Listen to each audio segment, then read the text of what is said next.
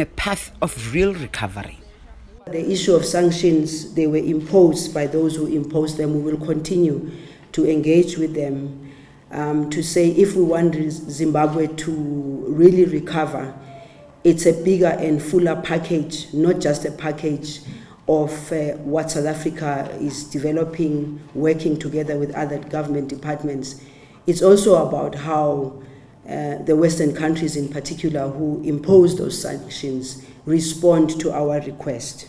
Zulu says South Africa is engaged in ongoing discussions with Zimbabwe about how best to help, especially with an ongoing economic crisis. Yolisa Njamela for CGTN in Johannesburg, South Africa. Well, let's bring you more on this story now. We're joined live by CGTN's Farima Kutoya in Zimbabwe and Angelo Coppola joining us from Johannesburg in South Africa. Angelo, let me start with you. South Africa, of course, announcing that they are calling for the lifting of sanctions against Zimbabwe. Just considering the very tense and tumultuous week we've seen in Zimbabwe, why would South Africa push for sanctions against Zimbabwe to be lifted now? Well, Lindy, I was chatting to an analyst a little while ago, and the analyst suggests that perhaps there's some misinformation going on here, because the sanctions that are being talked about here are really a US instrument that's been used against certain individuals within Zimbabwe, either in government or in the private sector, to get them to adhere to certain conditions. The problem, I'm told by the analyst, is an economic one. It's an issue within Zimbabwe, and the fact that we've got those long queues, we've got 45% inflation rates, is an economic one. And what's missing is investor trust. And that trust is, has been lost because of what happened in 2008, when certain government institutions and departments went into business bank accounts and took money out of those accounts without permission. So what the analyst is calling for is a change to the political system, that those government departments and institutions are modified and changed to reflect a more open and transparent way of doing business in Zimbabwe. So that seems to be the key issue. So the sanctions call, or the stop of sanctions call, really it seems to be misplaced. Lindy? Well, let's bring that to you, Faraya, in Zimbabwe. Just how would the lifting of sanctions against the country help in the recovery of Zimbabwe's economy? Well, certainly, Lindy, you know, I've heard Angelo make reference to what are commonly referred to as smart or targeted sanctions, but I think the acknowledgement by many Zimbabweans, by business and indeed government here, is that those sanctions, while targeted at government individuals, senior officials of the ruling party, do have an impact on the economy. What those sanctions mean is that Zimbabwe can't access fresh capital. It means that Zimbabwe is viewed with higher risk, and so people who may have wanted to do business with Zimbabwe are discouraged from doing so. It means that funds destined for Zimbabwe that pass through the American financial system can't come here, because funds coming from America, for instance, companies in America, banks in America, can't send money to Zimbabwe. And so that has an impact on businesses that are wanting to trade and do business with US-based companies, or even global companies who will take a cue from the position of the United States and view Zimbabwe with some trepidation and risk, and therefore be discouraged from wanting to do business here. And so the fact that we have these sanctions means that Zimbabwe's economic recovery effort is hampered. If they are lifted, then hopefully Zimbabwe can engage with the international community, can get fresh loans and access finance, can do business with more people than are willing to do business with it at this point in time. And Angelo, coming back to you, we know, of course, that economic instability in Zimbabwe has led to a large influx of Zimbabweans into South Africa. When we look at the current unrest in the country, is South Africa feeling any impact from it at all? Well, Lindy, there are two issues here. One was already alluded to by our colleague in Johannesburg, and that relates to the insecurity that's being felt by Zimbabweans in South Africa. The large diaspora of Zimbabweans that are here, they are interacting daily with South Africans, and so the transfer of that insecurity, that anxiousness, that anxiety is reflected between the two people. And then there's the other issue, and that's, according to the DA, there are thousands of people waiting at the borders, coming through the South African border, because they're seeking refuge from what's happening in Zimbabwe. And As we speak, in fact, the DA leaders are actually at one of the border posts assessing what kind of traffic increase has happened since the unrest started 10 days ago. So there's that side of it. And then, of course, the South African government has a geostrategic interest in making sure that things in Zimbabwe do work and do start happening. The problem they face, though, is that they've been practicing what's called quiet diplomacy, and they haven't insisted that the Zimbabwean government change some of those institutions to make them more transparent so that they can attract more interest and more investment. So there's that issue that's also got to be dealt with, Lindy. And of course, Farai, finally coming back to you once again, this 10 days of unrest eventually forcing President Mnangagwa to come home on Monday, cancelling his European trips. We know, of course, there's been international outcry, and we know that Mnangagwa has cautioned security forces. But what is the situation like in Harare presently? Well, certainly, Lindy, I can tell you that it is pretty much back to business as usual. Businesses are open, things are operating as normal. People back to their ordinary, to their normal lives, going about their normal business. And, even throughout the unrest, many people wanted to get back, were anxious that things get back to normal, because a lot of Zimbabweans are now self-employed and depend on daily income, the income they generate from the informal businesses to be able to survive. The security presence, the security, that we've seen in previous days, certainly isn't there anymore. A short while ago, I was in Harare Central Business District, around the area where the main opposition MPC Alliance headquarters are. Usually there's a heavy police presence there, and certainly was a higher heavy police presence during this unrest. There isn't that presence there anymore. Those security forces have been pulled back. So things are back to normal, and I think many people here are also encouraged by the tone that they are hearing from the head of state, President Emmerson Mnangagwa, calling out those security forces and promising that, people will be held responsible if there was any abuse of power or these actions that were illegal or not lawful by the security forces, but also encouraged by the fact that he's now calling for dialogue, that this problem, these economic challenges, many people have said for a long time, is not an economic issue. There's also a need to deal with the political issues. And so people are encouraged by the tone that has been struck by the leader, and looking that hopefully there will be a quick resolution found. Indeed, good to know that peace and calm has returned to Harare. Thanks very much to Farai Makutoya joining us there from the Zimbabwean capital, and Angela Coppola in Johannesburg. Now, meanwhile, the leader of Zimbabwe's main opposition party, Nelson Chamisa, is calling for dialogue with the government. The Movement for Democratic Change insists that those detained need to be freed to end the unrest that has rocked the Southern African nation. The past few days have seen riot police clash with protesters in the Zimbabwean capital of Harare. The protests were sparked by a sharp rise in the price of fuel, coupled with a worsening economic crisis. President Emmerson Mnangagwa was forced to cut short a trip to Europe and return home to address the country's economic crisis. He has called for dialogue with opposition to solve issues of national healing, human rights, and peace. Zimbabwe's opposition has welcomed President Mnangagwa's sentiments, seeking to help resolve the nation's fragile economy. We want dialogue so that we're able to resolve the agenda that is before us. The issue of a comprehensive reform agenda, the issue of inclusivity, the issue of national healing, peace building, the issue of dealing with the economy, the issue of dealing with re-engagement with the international community, but also on the basis of standards and norms for good governance, human rights, and peace.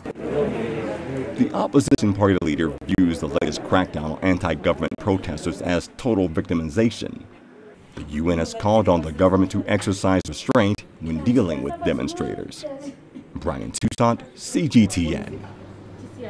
Well, let's return to our top story. The World Economic Forum is underway in Davos, Switzerland. And of course, heads of state and government, business leaders and other dignitaries are meeting to discuss some key issues that affect global politics. And of course, among those issues is the question of China. And let's find out more now about why China is set to feature strongly on today's agenda. We're now joined by CGTN's Yang Chengxi. Young, issues concerning China, we understand, are up for discussion on Wednesday at the World Economic Forum. What more can you tell us about this? Hi there. Now, Chinese Vice President Wang Qishan is leading a delegation of senior Chinese officials in Davos. Yesterday, we heard from one of them, Mr. Fang Xinghai, Vice Chairman of the China Securities Regulatory Commission, who updated us on the economy and China's reform timeline in the financial sector. Now, Vice President Wang will deliver a speech today, which is a major focal point for audiences here, as the ongoing trade negotiations between the world's two biggest economies make life uneasy for many companies. Wang is expected to reaffirm China's commitment to reform and openness. Now, many also expect him to share his views on the state of globalization.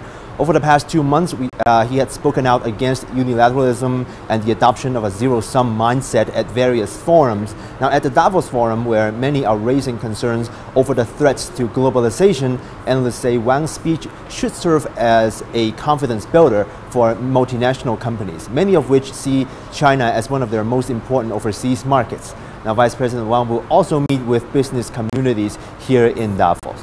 For the past few years, the Chinese government has leveraged the World Economic Forum annual meeting as a platform to promote the message that China champions free trade and globalization.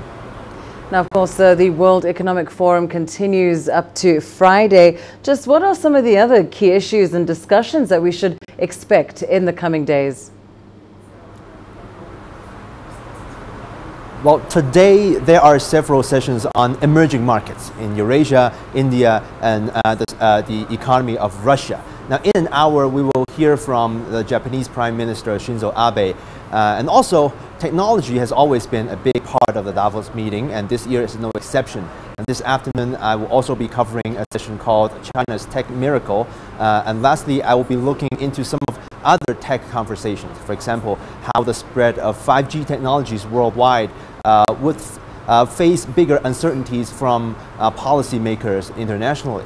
I will also make a story about the future of jobs, since reports suggest that 40% of core skills today might change in the next 5 years, and that poses a challenge for business managers to define, measure, and promote the new skills and knowledges. More interestingly, will these new jobs mean that workers' lives are more stressed or less stressful?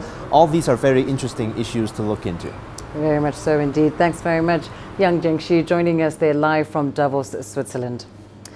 Now, the African Union and the European Union say they've taken note of the decision by the Democratic Republic of Congo to announce Felix Tshisekedi as the new president. It is a sign that both continental bodies may be prepared to work with the president-elect despite opposition in the DRC disputing the election results. Jack Parrick reports. Definitely not a warm embrace for the new president of the Democratic Republic of Congo, but perhaps an opening of the door for cooperation.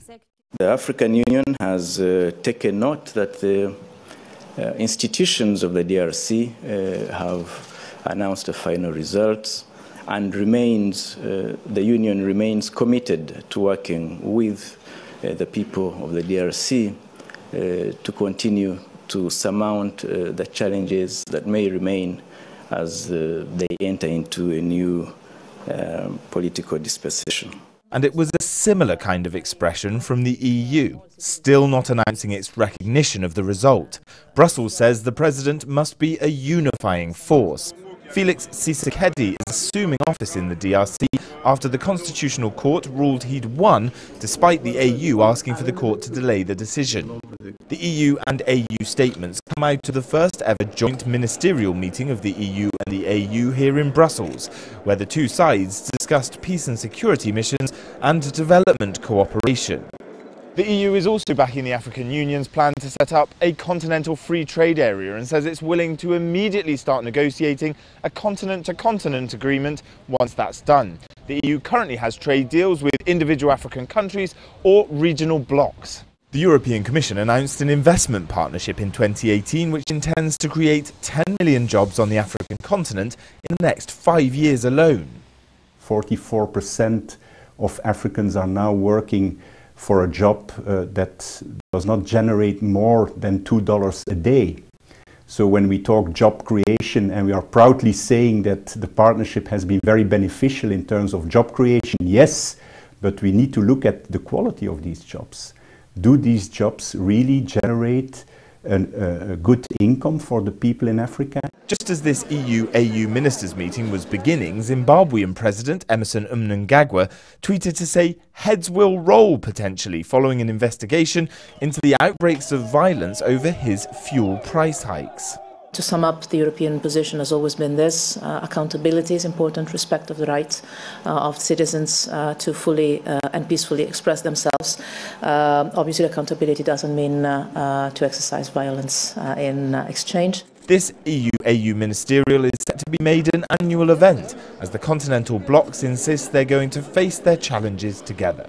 Jack Parrick, CGTN, Brussels. Well, time now for a short break. Here's what's still ahead on the programme.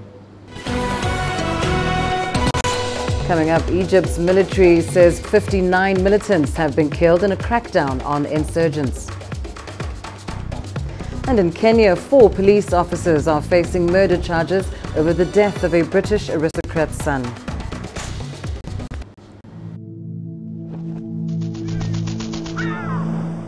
How will your world change today? What happens here? What happens there? Or what you make happen for yourself. If it matters to you, it matters to us too. Your stories are the stories that need to be told. Africa Live. Find your voice.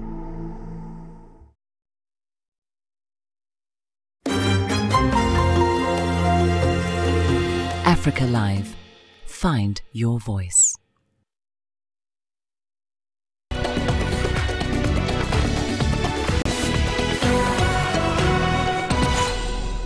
Let's go to Egypt now, where security forces say they've killed 59 militants in attacks near the country's borders. Since 2013, a wave of militant insurgency has seen an escalation of attacks against security forces and civilians. Here's Al-Mahri with more. Egypt has been in a continuous war against terrorism for years, but the numbers of militants and weapons detected doesn't seem to be dropping. On Tuesday, the Egyptian armed forces released a statement saying that its troops and police forces have identified and killed 59 militants in several parts in the country. The army's spokesperson says 142 suspected terrorists and convicted criminals at large have been arrested. Extremist groups seem to be somehow still getting supplies despite the government's effort to cut off all their resources. 15 vehicles and 43 motorcycles believed to be used by terrorist groups have been confiscated and destroyed. Security forces have also destroyed 242 improvised explosive devices. Air forces have struck 56 vehicles attempting to breach the Egyptian borders, 6 in the Sinai, 50 at the western and southern borders with Sudan and Libya. Operation Sinai 2018 is the biggest military campaign the army has launched. It began last February. After discovering the immense infrastructure these militant groups have, the operation enters its 12th month. Adil Mahroui, CGTN, Cairo. In Kenya, 4 police officers accused of murdering a British citizen are on trial in the coastal city of Mombasa. Alexander Monson, the son of a British aristocrat, died 6 years ago under mysterious circumstances while in police custody.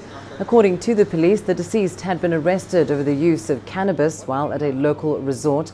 Reports by the government's pathologist reportedly indicate that the 28-year-old victim died after suffering a traumatic blow to the head, a claim the police have denied, saying that he died from a drug overdose. The police are also being accused of tampering with evidence. Now, election years in Nigeria have often been characterized by huge spending by politicians and political parties.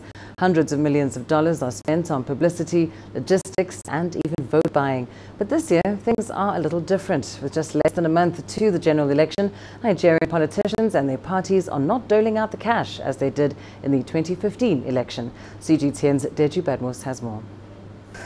Around this time in 2015, Joseph Adedeji's printing press was a beehive of activities. There was simply too much work than he could cope with. He was kept busy printing political campaign posters for politicians running for public offices. 4 years on, it's a different story. His printing press remains idle most of the time. And it's not just him.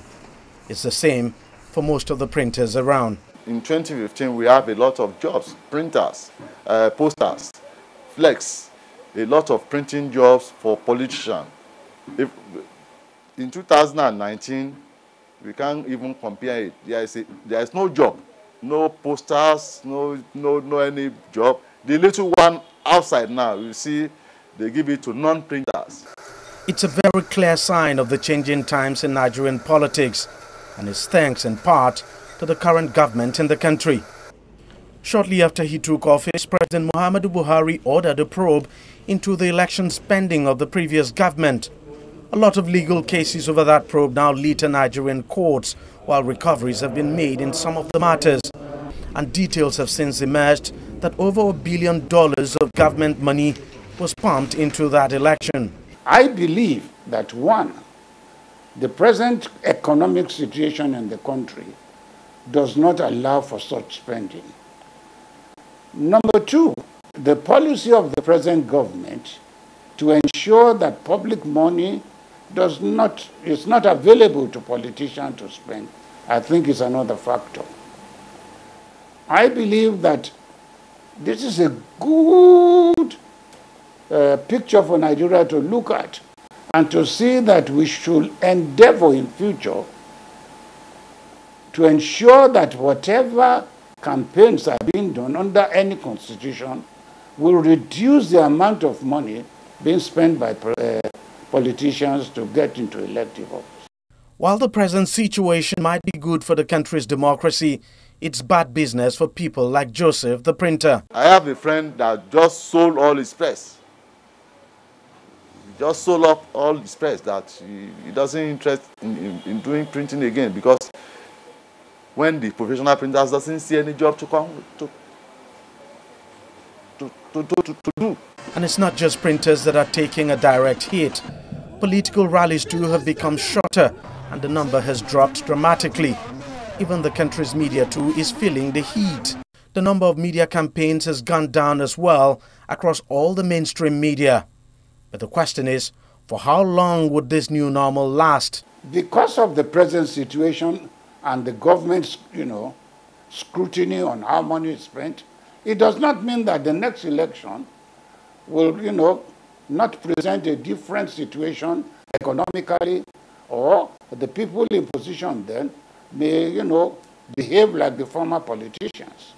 So I cannot guarantee that in future this spending lavishly on election will not resurface itself.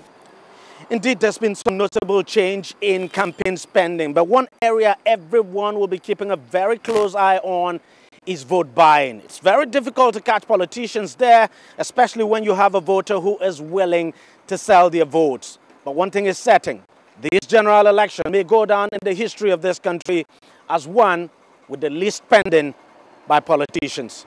Deji Badmo, CGTN, Lagos, Nigeria. High temperatures and continuing drought in southern Africa is causing a worrying situation for vulture populations. Vultures play an important role in the ecosystem, and if not managed properly, they may face extinction. A Pretoria-based NGO in South Africa known as Vulpro endeavors to safeguard vultures through rescue and rehabilitation efforts. CGTN's Zulisa Njamela has more. Vultures have suffered something of an image problem over the years. Eating the bodies of dead animals has never attracted human beings to them. But vultures are very important in our ecosystem and in the balancing of nature, and their numbers are now fast declining. Vultures are hugely important to our environment and our ecosystem because they help prevent spread of diseases. And so what they do is they consume carcasses so fast that it prevents any contamination of a potential diseased animal that's just lying in the veldt. And so they basically are our natural garbage collectors. And without them, the consequences and the chances of infectious diseases become rampant between livestock, wildlife, as well as humans is catastrophic. Kerry Walter is the founder of VALPRO, a non-profit organization dedicated to the conservation of all Southern African vulture species. VALPRO collects and treats all injured, grounded and disabled vultures. Vultures are a very misunderstood species, and I'd always wanted to make a difference in the world. And so it was really a species that, it's almost like we saved each other, and it was a species that chose me. It wasn't my first chosen species, but it was most certainly the most profound species that I've ever worked with. And they're just incredible beings, and so every day I get to work with them, my passion grows. And so yeah, I'm just absolutely committed in trying to do anything and everything I can to change the perception people have and to reverse the decline. Walter says vultures in Africa are decreasing at an alarming rate. They face threats from electrocutions and collisions with electrical structures, land use changes, and decrease in food availability. After rehabilitating them, VALPRO releases them to the wild. Once they're strong enough, we've moved them from a hospital enclosure into the big rehab enclosure, which is what you can see over here. And we monitor the bird, we monitor their progress once they start flying in this large flightable enclosure, and once they start going to the top of the perches, we then know that it's time to release them. Walter keeps those that cannot be released in captivity for breeding, research, and educational purposes. Ultimately, species as well as humans just want to live and have a good quality life. And I understand them. I think I understand them probably more than I do people. And to me, they're very forgiving species, and they need all the protection that we can offer. She's determined to continue rescuing this species. Walter says it's important for everybody to play a part in the conservation of the vulture species. She says a better understanding and assistance should be implemented in order to stabilize the colony. Yolisa Njamela for CGTN in Pretoria, South Africa. Let's take a short break now. Your business news is still ahead. Coming up, the Nigerian government pledges just over $200 million for Dangote's oil refinery. And South Africa's president signals a long-awaited political party funding bill into law. Africa is the nexus of enterprise, and global business will tell you why it matters. From the mega investment projects to multi-billion-dollar mergers and acquisitions. Africa today collects, just in terms of revenues from taxes alone, $545 billion a year. If you take 10% of that and you devote it to the energy sector, problem solved. All this on Global Business, weekdays at this time on CGTN.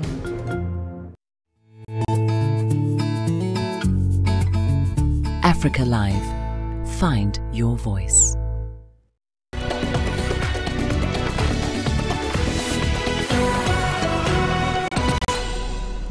Let's start your business news in Nigeria. The central bank will provide $208 million in financing for an oil refinery project being built by Africa's richest man, Aliko Dangote.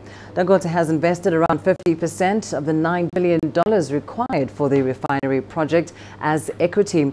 And upon completion in 2020, the 650,000 barrel per day oil refinery is expected to meet Nigeria's demand for petroleum products and exports. This will generate foreign exchange for the West African country. Dangote says he is on schedule to finish his $15 billion oil refinery by next year, which will be one of the biggest in the world. And in South Africa, President Cyril Ramaphosa has signed the political party funding bill into law. The bill was passed by Parliament and sent to the President to sign in June last year.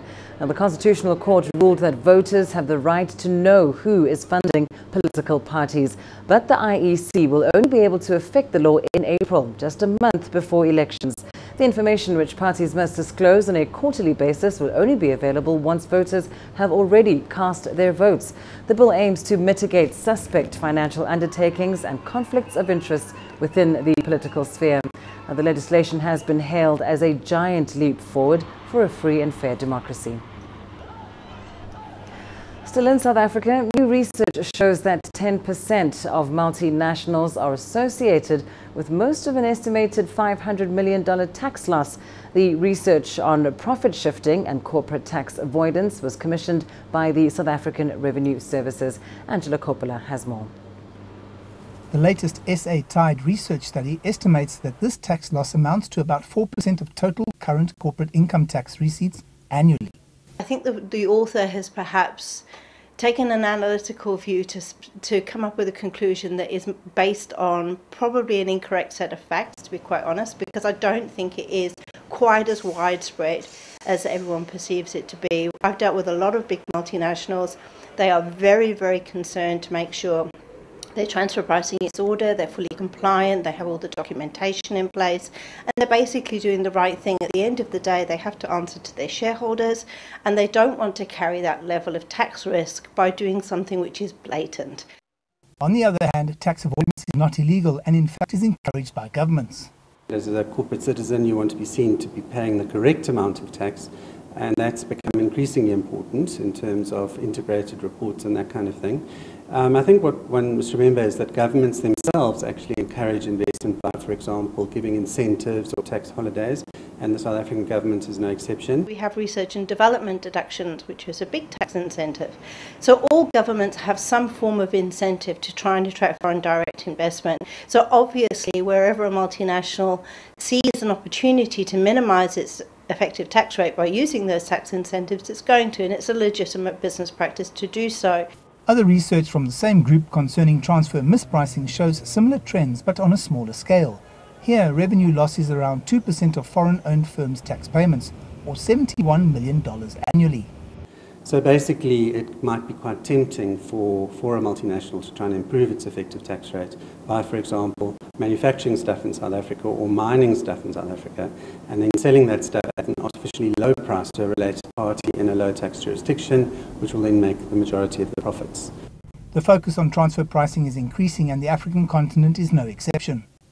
The amount of countries that have now suddenly brought in transfer pricing legislation is quite amazing. You know, how suddenly everybody is now bringing in specific legislation and enacting transfer pricing provisions within their law, and the level of audit activity as a result of that is increasing. Country-by-country reporting by multinationals is making companies more cautious when it comes to transfer pricing. On tax avoidance, it's arguably a legitimate business tool. I'm Angelo Coppola for CGTN in Johannesburg, South Africa. Tunisian authorities are concerned about a brain drain which has hurt the North African country's economy. Every year, more than 1,000 doctors and engineers leave Tunisia to work in Europe and the Gulf region. The majority migrate for professional and financial reasons. The state now plans to provide better working conditions to keep its competent workers at home.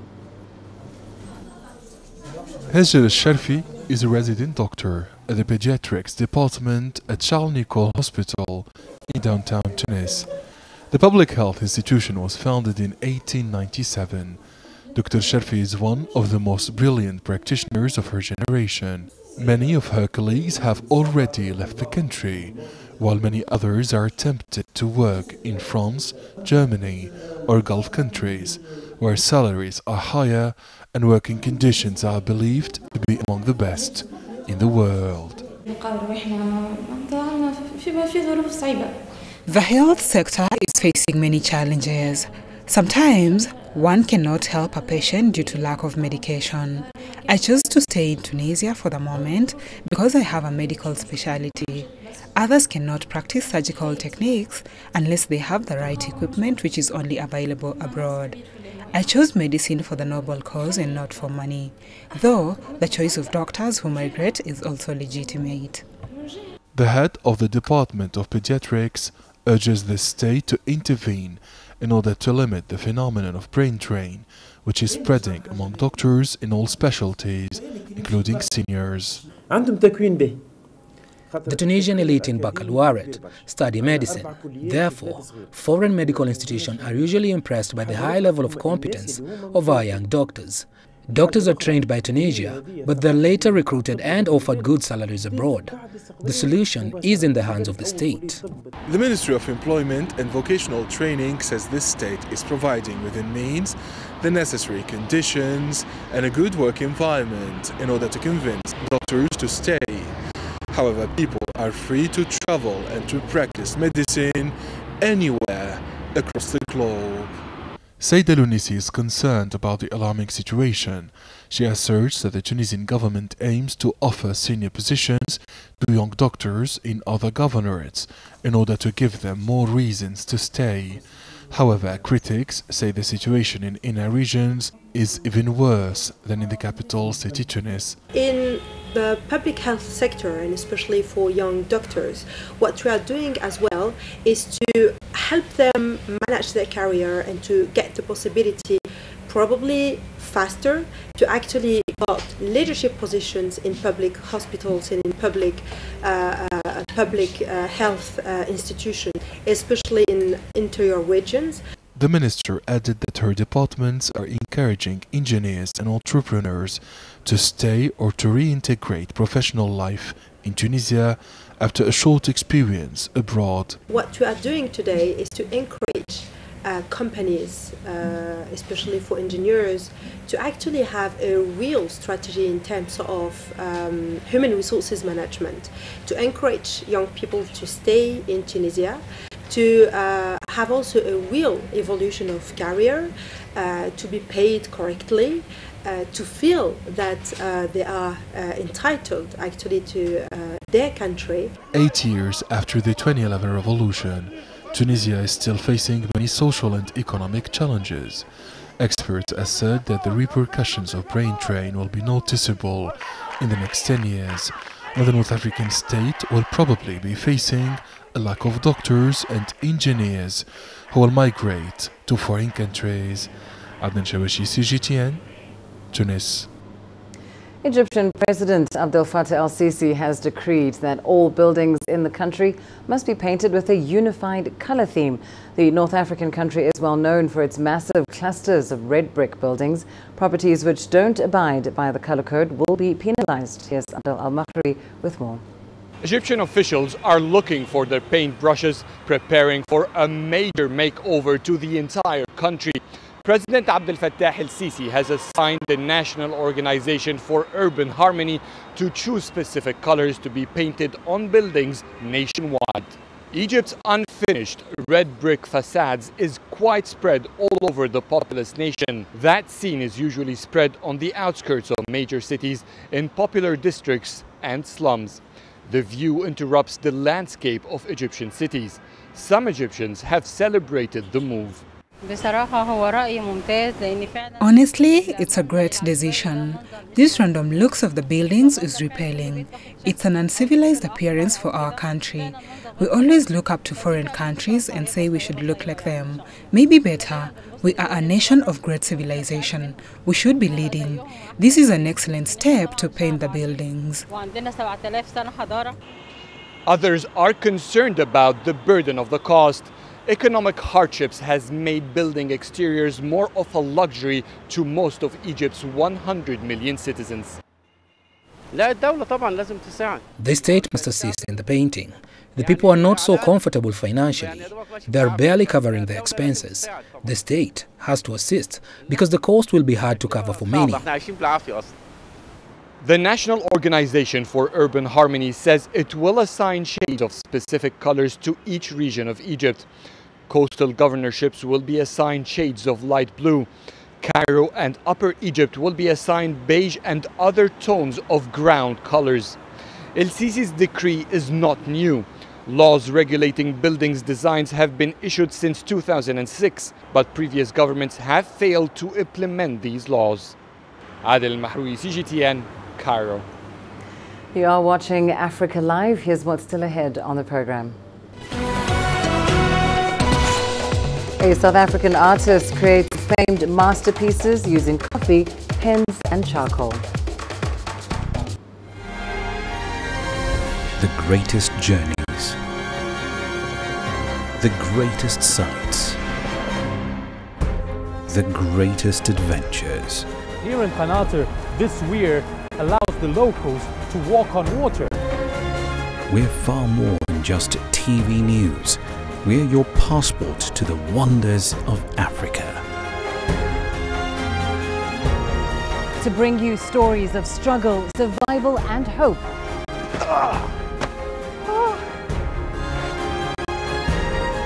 So let's explore.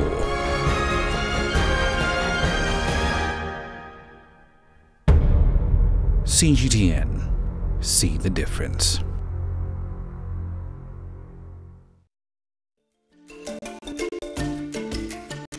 Africa Live. Find your voice.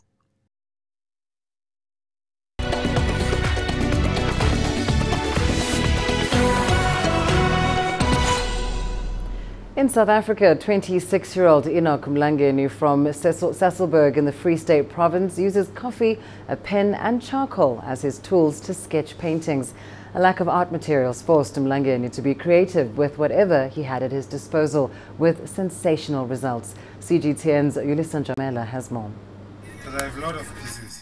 Enoch Mlangeni is a self-taught artist. His journey in art started very early on in his life. He used to sketch a lot of characters from his favorite comics. After completing high school, though, he was met with an obstacle that prevented him from furthering his education and equipping himself with the necessary tools to advance his art. When I started doing art, I used to lack the resources, the materials.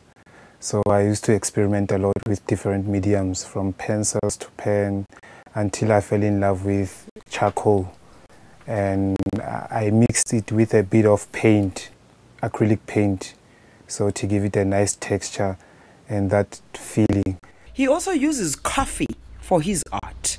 The artist transforms coffee spills into masterpieces. And the coffee medium, I started using it last year. It was an experiment also.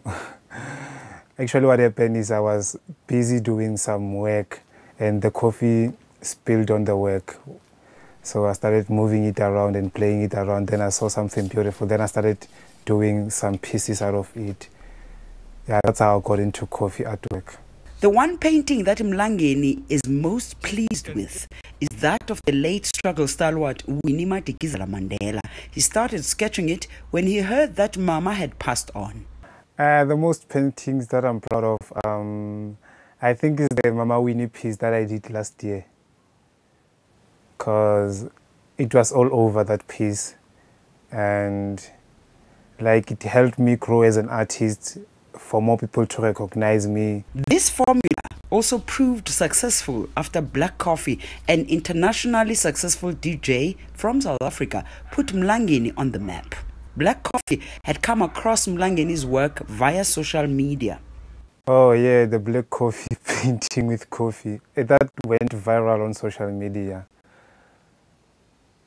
It even got me last year on Heritage Month. I was working with Coffee on their Heritage Month project.